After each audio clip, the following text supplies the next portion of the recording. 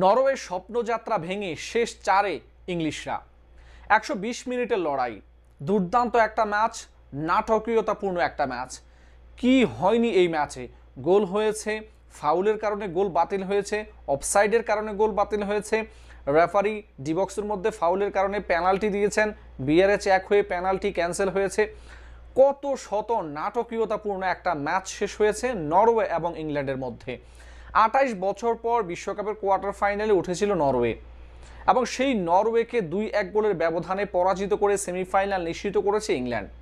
Jude Bellingham অবিশ্বাস্য, অসাধারণ performance করেছেন। বিশ্বকাপের মতো বড় মঞ্চে নিজেকে যেভাবে তিনি প্রমাণিত করেছেন, যে দুর্দান্ত পারফরমেন্স তিনি করেছেন, সেটা সত্যি প্রশংসনীয়। ব্যাক টু ব্যাক তিনি জোড়া গোল করেছেন। শেষ ম্যাচে তিনি মেক্সিকোর বিপক্ষে রাউন্ড অফ 16-এ তিনি জোড়া গোল করেছেন এবং কোয়ার্টার ফাইনালে নরওয়ের বিপক্ষেও জোড়া গোল করেছেন। ইংল্যান্ডের হয়ে 2টা গোলই তিনি করেছেন।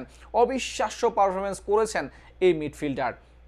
ম্যাচের শুরু থেকেই বল দখলের আধিপত্য দেখায় England. Jude Bellingham, Harry Kane, Declan rice প্রত্যেকেই সুযোগ পেয়েছেন এবং সেই সুযোগগুলোকে কাজে লাগাতে পারেনি তারা। অন্যদিকে শুরুর দিকে একটু স্লপি ছিলেও ধীরে ধীরে ছন্দে ফিরে নরওয়ে। আর্লিং হাল্যান্ড দুর্দান্ত কিছু আক্রমণ করেছেন, যেটা ইংল্যান্ডের গোলরক্ষক জর্দান পিকফোর্ড তিনি রুখে দিয়েছেন এবং সেই সুযোগগুলো থেকেও বঞ্চিত হয়েছে নরওয়ে। 34 মিনিটে প্রথম গোলের দেখা পায় নরওয়ে। দুর্দান্ত এক শটে ইংল্যান্ডের জালে বল জড়ান আন্দ্রেয়াস স্কিয়েলদেরুপ এবং সেই গোলের কল্যাণে নরওয়ে 1-0 গোলে এগিয়ে যায়। প্রথমার্ধের ঠিক শেষ মুহূর্তে অর্থাৎ ইনজুরি টাইমে এসে খেলায় সমতায় ফিরে ইংল্যান্ড। জুড বেলিংহামের দুর্দান্ত এক গোলে 1-1 সমতায় প্রথমার্ধ শেষ করে ইংল্যান্ড এবং নরওয়ে। এর মধ্যে আলেকজান্ডার শর্লট এবং মার্টিন ওডিগার বেশ কয়েকটি সুযোগ পেয়েছেন, সেই সুযোগগুলোকেও তারা কাজে লাগাতে পারেননি। প্রথমার্ধ 1-1 শেষ হয়েছে। দ্বিতীয়ার্ধ শুরু থেকে ইংল্যান্ড আরও আক্রমণাত্মক, দুই দলই বেশ কয়েকটি আক্রমণ করেছে, একে অপরের রক্ষণে প্রচণ্ড চাপ সৃষ্টি করেছে। এর মধ্যে হ্যারি কেইন একটি গোল করেছেন, যেটা অফসাইডের কারণে বাতিল হয়েছে। 55 মিনিটেই এগিয়ে যেতে পারত নরওয়ে।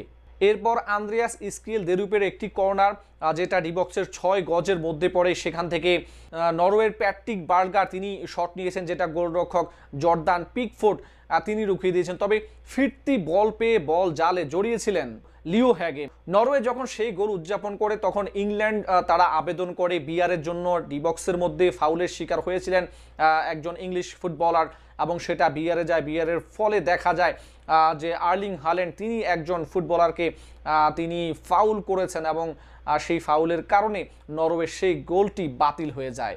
এরপর 90 মিনিট খেলা গড়িয়ে যায়, 1-1 সমতায় শেষ হয়। কোনো দলই আর গোল করতে পারেনি। এরপরে ইনজুরি টাইমে খেলা গড়ায়, সেখানে দুর্দান্ত কামব্যাক করে ইংল্যান্ড। জুড বেলিংহাম তার দ্বিতীয় গোলটি করেন। দুর্দান্ত একটা ক্রসে তিনি গোলরক্ষককে পরাস্ত করে তিনি বল জালে জড়িয়েছেন এবং ইংল্যান্ড সেখানে 2-1 গোলে এগিয়ে গিয়েছিল। 99 মিনিটে আরও একবার এগিয়ে যাওয়ার সুযোগ এসেছিল ইংল্যান্ডের কাছে। ব্যবধানটা 3-1 নিয়ে যাওয়ার সেই সুযোগটা এসেছে এবং ফাউলের শিকার হয়েছিলেন ডিবক্সের মধ্যে, যেখানে পেনাল্টি দেখেছিলেন রেফারি। এরপর নরওয়ে আবেদন করলে সেটা বিআরে যায়, সেখান থেকে সিদ্ধান্ত আসে যে পেনাল্টি নেওয়ার মতো সেই ফাউল না হওয়ায় আর পেনাল্টি থেকে বঞ্চিত হয় ইংল্যান্ড। শেষ পর্যন্ত 120 মিনিটের দুর্দান্ত লড়াইয়ে ইংল্যান্ড 2-1 ব্যবধানে নরওয়েকে পরাজিত করে তারা তৃতীয় দল হিসেবে সেমিফাইনালের টিকিটটা নিশ্চিত করে।